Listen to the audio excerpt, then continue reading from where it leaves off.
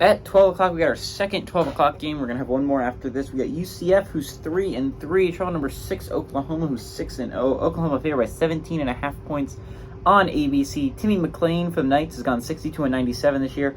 Thrown for 1,008 yards, 9 touchdowns, 2 interceptions. R.J. Harvey has had 89 carries for 511 yards and 6 touchdowns. And Kobe Hudson's had 22 catches for 473 yards and 2 touchdowns. Dylan Gabriel for the Sooners has got 141 of 195, thrown for 1,878 yards, 16 touchdowns, 2 interceptions. Tavee Walker has had 53 carries for 239 yards and 4 touchdowns.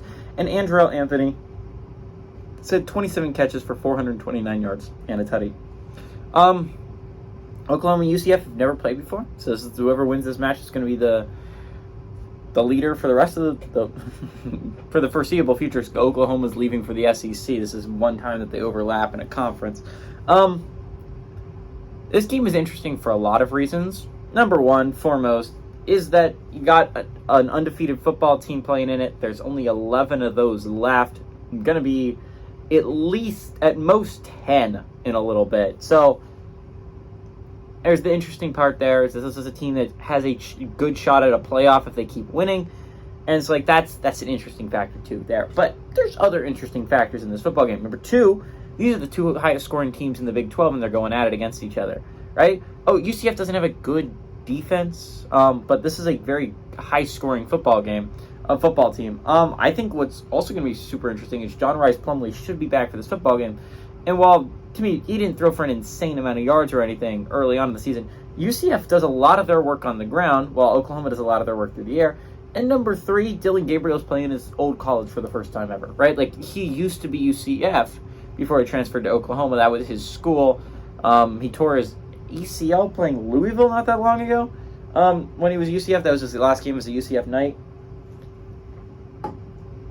And so, I think what's really interesting in this game is if UCF can keep up with the Oklahoma offense, they have a shot at pulling off the upset here. Do I think they have a great shot?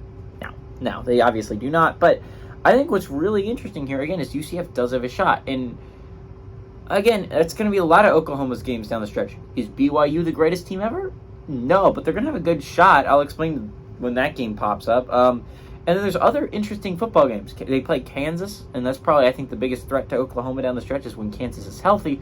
They're a very good offensive team. I think they could be a little bit scary taking on if you're Oklahoma. But teams that are hot lately, you still have Oklahoma State left on the schedule who's playing really good football right now. And West Virginia might have lost a heartbreaker at Houston last week. That is still a very good football team playing really good football right now. I'd argue those are the three hardest teams you got left on your schedule. I'd argue UCF is the fourth hardest team you got left on your schedule. I think UCF's a little bit scary. They're looking for their first Big 12 win. I would not be surprised if this turns into a blowout rather quickly, but I think if UCF can score points, they can hang in there. I think UCF does hang in there. Give me UCF to cover, but Oklahoma to win this game outright. This is a better game than a lot of people think it is going to be.